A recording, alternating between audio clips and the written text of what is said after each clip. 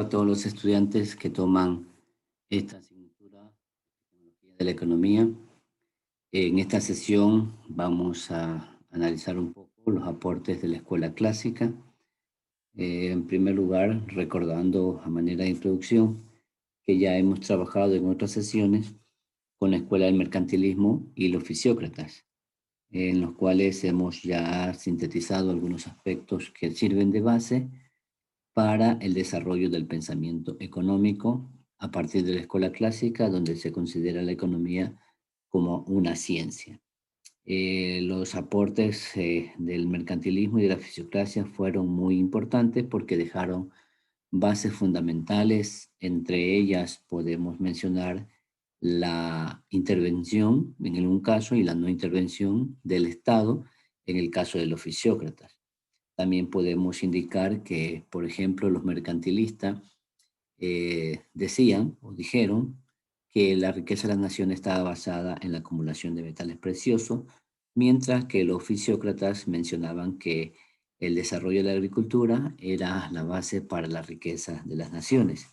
Y a partir de esto también pues los mercantilistas siempre manifestaron que era importante las restricciones, sobre todo al comercio internacional y la generación de impuestos. En esta escuela surge el Estado como un componente importante del sistema económico y también el desarrollo del comercio, al igual que en la fisiocracia, la economía se fue desarrollando y surge con mayor fuerza también las actividades económicas y dentro de esto pues se aprecia o se puede sintetizar que los fisiócratas también consideraban que el Estado debería intervenir menos, pero al mismo tiempo generar menos impuestos, menos restricciones y abogaban por el libre comercio dentro del contexto internacional.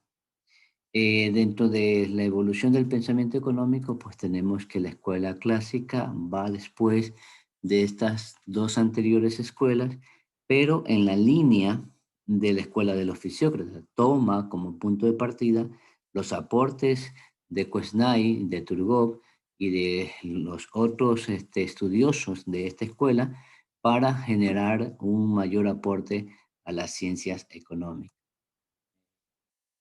Podemos mencionar entonces que esta escuela o el pensamiento clásico surge principalmente en Inglaterra en el siglo XVIII.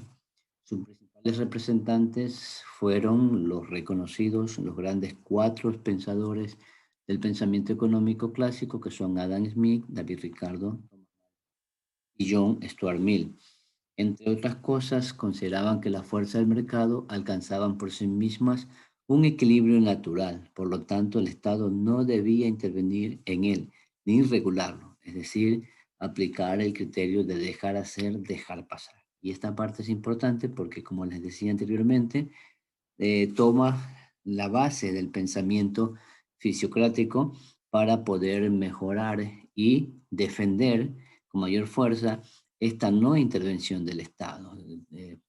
Creo que como estudiantes de economía, todos sabemos que en un sistema económico o en una economía existen cinco grandes mercados: el mercado de bienes, el mercado de servicios, el mercado de dinero, el mercado de capitales, el mercado financiero y el mercado bursátil. Entonces, en ese sentido, pues el Estado tiende a intervenir para regular el funcionamiento de estos mercados. Entonces, a partir de Adam Smith, pues se toma con mayor fuerza y a partir del pensamiento clásico se toma con mayor fuerza este criterio de que el Estado no debe de intervenir en cada uno de estos mercados, es decir, aplicar un criterio de funcionamiento del mercado a través de la creación o el funcionamiento de una mano invisible que se encarga de que las fuerzas tanto de la oferta y la demanda se encuentren en cada uno de estos mercados y puedan ponerse de acuerdo.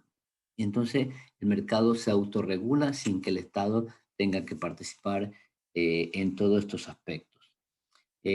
Otro de las situaciones que mencionaron fue que aseguraron que la riqueza de una nación no se basa en la acumulación de metales preciosos, sino en la producción nacional. Es decir, que se podía generar la producción en todo su contexto, ya no solamente la agricultura, ya no solo el comercio, ya no solamente sino que la producción en su conjunto iban a hacer generar la riqueza del país. Y por esta razón es que los clásicos consideran que todas las actividades económicas son importantes, ¿verdad? No solamente el comercio exterior o no solamente la agricultura, sino que todas las actividades que pueda generar una economía es importante para generar la riqueza. Por eso es que actualmente nosotros cuando analizamos la descomposición del Producto Interno Bruto por rama de actividad, observamos que todas las ramas de actividad tienen su importancia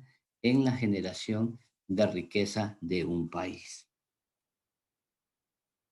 Dentro de este pensamiento clásico, uno de los aspectos sumamente importantes que se mencionan cuando se estudia esta escuela es el libro de Adam Smith titulado Una investigación sobre la naturaleza y causa de las riquezas de las naciones, generalmente conocido como La riqueza de las naciones, publicado en 1776 y se considera normalmente como el comienzo de la economía clásica y al mismo tiempo como el inicio de la economía como una ciencia, ya que Adam Smith se encargó de investigar de manera más científica, de manera más coordinada, mediante un proceso de investigación bien desarrollado para crear este libro que ya tenía una estructura mucho más avanzada a nivel de la ciencia. Es decir, aportó a la creación de la ciencia económica y desde entonces a la economía se la conoce como una ciencia. La escuela estuvo activa hasta mediados del siglo XIX y fue sucedida por la escuela neoclásica, que más adelante en otra sesión pues ya hablaremos de ella, que comenzó en el Reino Unido alrededor de 1870.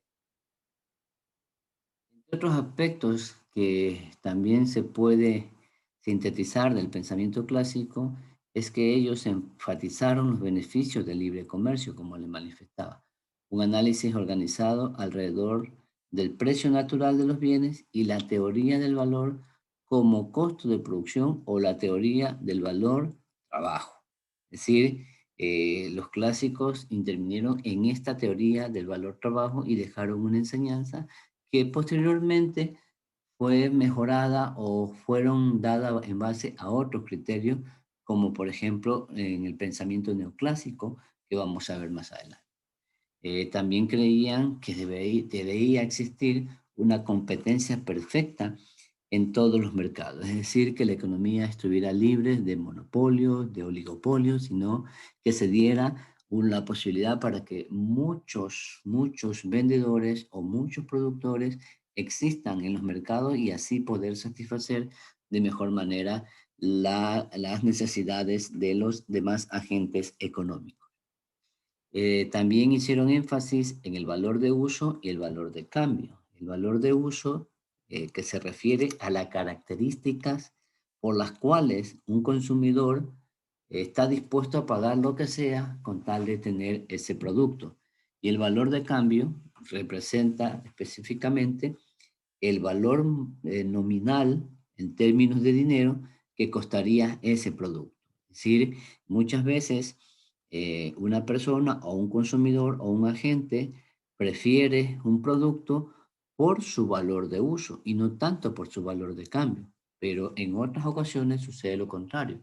Hay personas que se fijan en el valor de cambio del producto y no en su valor de uso. Un ejemplo de esto podemos anotar es que el valor de uso, por ejemplo, se constituye una botella de agua.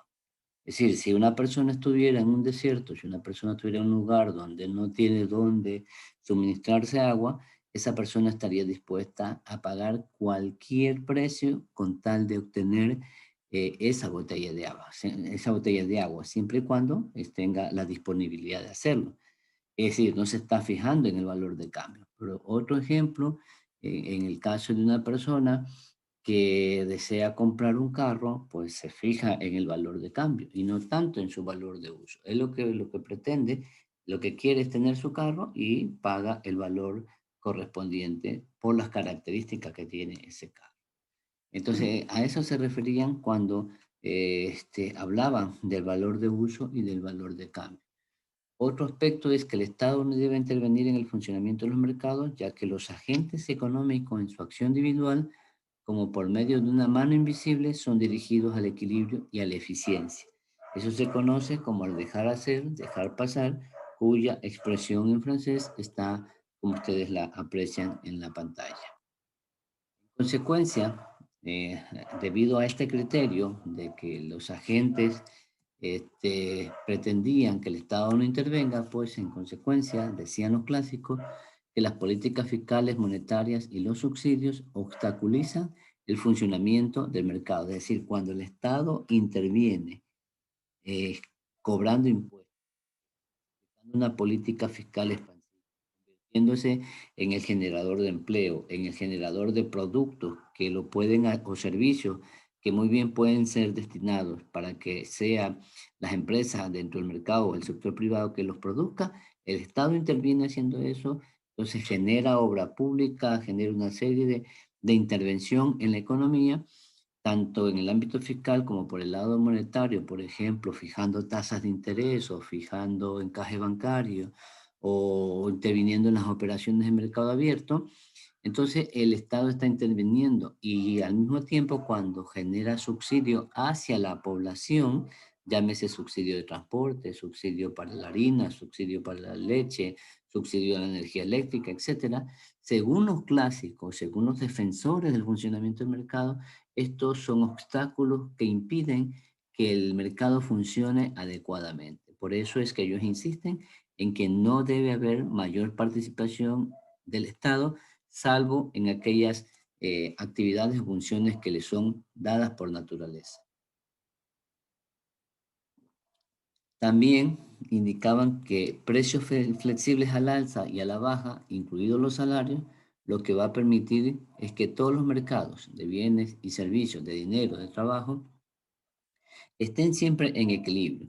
Es decir, que si hay una demanda o oferta insatisfecha, el ajuste de precios se encargará de que el mercado vuelva a recuperar el equilibrio. Es decir, aquí, como mencionábamos anteriormente, es la mano invisible donde confluyen la oferta y la demanda, quienes se ponen de acuerdo y buscan ese equilibrio. En otro sentido, también consideraban que el mercado de trabajo está siempre en situación de pleno empleo. No hay paro, el desempleo no puede existir y es de carácter friccional debido al tiempo que la gente tarda en localizar un trabajo acorde con su capacidad. Los clásicos pensaban que en la medida en que el mercado funcionara adecuadamente iba a haber mayor producción. Ustedes saben que a mayor producción hay mayores empresas funcionando y por lo tanto, al haber mayor empresa trabajando, funcionando, van a requerir mayor mano de obra. Es decir, la población va a tener la posibilidad de encontrar trabajo en cualquier momento o cambiarse de trabajo, pero en general la población va a estar siempre con niveles de ocupaciones muy altas. Lo que ocurre cuando se dinamiza la economía a través del funcionamiento del mercado, a través del funcionamiento del sector privado. Entonces, esto es lo que defienden los clásicos, quienes defienden el mercado, defienden este tipo de cosas que estamos mencionando.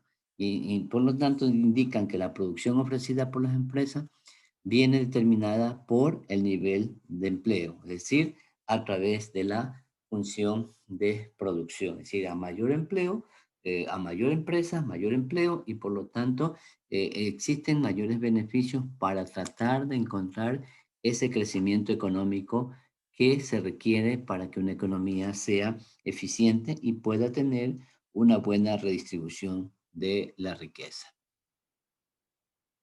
Otro de los aspectos que consideraban es que la política monetaria es ineficaz, es decir, existe una neutralidad del dinero.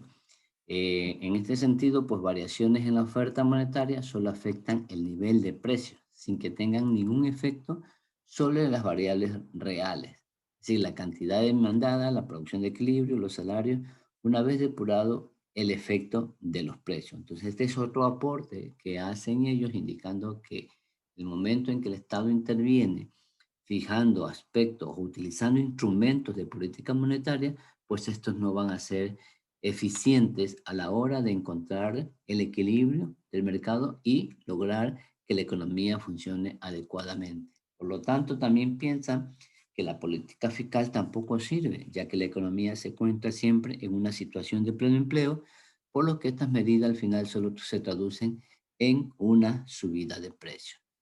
El valor de un bien está dado por la cantidad de trabajo empleado en la producción de ese bien. Y esto tiene que ver con la teoría del valor, y con la teoría del valor, que más adelante en otras escuelas del pensamiento económico también se la trata, pero desde otra perspectiva, argumentando otros criterios y no como lo establecen los clásicos. En general, existen otras características importantes en la doctrina clásica que fueron, por ejemplo, ya en términos metodológicos, su investigación económica fue ordenada y sistemática, es decir, científica, y estaba encaminada a descubrir importantes leyes económicas que de hace siglos que este pensamiento clásico se difundió, todavía sirven en los actuales momentos. Otra de las cosas que hicieron fue estudiar los principios del funcionamiento del sistema capitalista de su tiempo y que es el actual que vivimos. Nosotros estamos viviendo, o la mayoría de los países viven en un sistema capitalista, es decir, donde funciona los agentes económicos y donde se procura que desde la perspectiva de lo clásico, quien genere la riqueza sea el sector privado con la mínima participación del Estado. Volvemos a insistir en que ellos favorecían la libertad, los mercados no regulados, es decir, sin intervención, aseguraban ellos que los individuos y los negocios deberían tener libertad de comerciar sin que intervenga el gobierno, es decir, sin restricciones, sin que el Estado disponga o diga lo que un empresario debe hacer, lo que debe de producir, a quién debe de vender, es decir, debe haber una libertad absoluta en ese sentido, cosa con la cual quienes se oponen a este criterio del pensamiento clásico, que generalmente suelen ser los que defienden la intervención del Estado, pues no están de acuerdo. Otra de las cosas que hacían ellos era preocuparse por el crecimiento económico y siguieron desarrollando la teoría del valor ya expresada en su tiempo por también otro de los autores que fue William Petty. Para los clásicos, los actores principales eran los capitalistas, los terratenientes y los trabajadores, es decir, quienes intervenían en los procesos productivos dentro de las empresas que estaban dirigidas por los empresarios que participaban en la economía. Entonces, esos son los principales actores que tiene la economía. Y el Estado tiene una intervención bastante significativa, pero no tan amplia para el desarrollo de la producción. Y finalmente, pues indicar que entre las leyes económicas que la escuela clásica inglesa hizo, hicieron considerables contribuciones a la economía al el análisis en teorías o leyes económicas muy explícitas. Es decir, algunas de estas ustedes ya las han de haber estudiado. Para mencionarla en términos generales, pues la ley de la ventaja comparativa. Yo estimo que ustedes ya sabrán, por ejemplo, que la ventaja comparativa son aquellas situaciones con las cuales un país cuenta y que son dados por las naturalezas. Es decir, nosotros, por ejemplo, como ecuatorianos, tenemos ventaja comparativa en la producción de bananos frente a otros países centroamericanos o europeos, donde el banano que produce en la naturaleza no es de la misma calidad. Es decir, nosotros tenemos el mejor banano que se produce en el mundo y por lo tanto es muy apetecido. Y con esa ventaja comparativa podemos competir con el resto de naciones que producen banano y nosotros salimos ganando, porque indudablemente esas ventajas nos permiten a nosotros tener esa situación. Posteriormente, La ley de las ventajas absolutas, que también la mencionaban otros de los autores de esta escuela clásica, y posteriormente, ya en el siglo XX, pues se desarrolló lo que se conoce como las ventajas competitivas, que vinieron a complementarse de acuerdo a toda la evolución que ha tenido el sistema capitalista en términos de tecnología, en términos de ampliación de mercados, en términos de inversión, en términos de desarrollo de las fuerzas productivas, etcétera. Es decir, esta es una ley que tiene su importancia y que todavía se sigue analizando porque hay muchos países que no pueden competir por falta de recursos o por falta de tecnología, pero compiten con sus ventajas comparativas. La ley de rendimientos decrecientes es un tema básico de economía que ustedes también ya lo debieron haber entendido y que más o menos tiene que ver con con aquel criterio de que a medida que por ejemplo, en el caso de la demanda, una persona empieza a consumir un producto, en la medida en que va satisfaciendo su necesidad, pues el nivel de satisfacción va cayendo poco a poco. Entonces, a mayor consumo, pues la satisfacción va porque entra en un proceso de saciar ese deseo que tiene o esa necesidad. La teoría malthusiana de la población, que la vamos a ver en cuando se analice el aporte de Thomas Malthus, la ley de los mercados o la ley de Say que se conoce, la teoría de la renta de Ricardo, la teoría de la cantidad de dinero y la teoría del valor trabajo. Entonces, estas son algunas de las grandes teorías que produjeron o que dejaron establecidas los clásicos.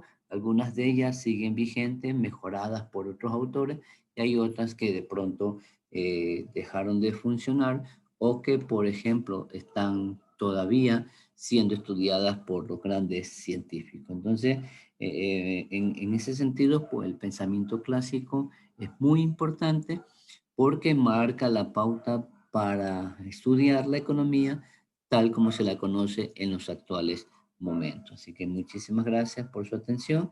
Este ha sido un aporte introductorio a los temas que veremos ya de manera más específica en el estudio de los cuatro grandes representantes de la economía clásica, como son Adam Smith, David Ricardo, Thomas Malthus y Joan Stuart Mill. Así que esperemos poder encontrar ese conocimiento a través de los documentos que han sido subidos al aula virtual para que ustedes lo puedan trabajar y lo puedan complementar y puedan desarrollar la tarea que también se ha generado para que ustedes estén trabajando en ello. Así que muchísimas gracias por su atención.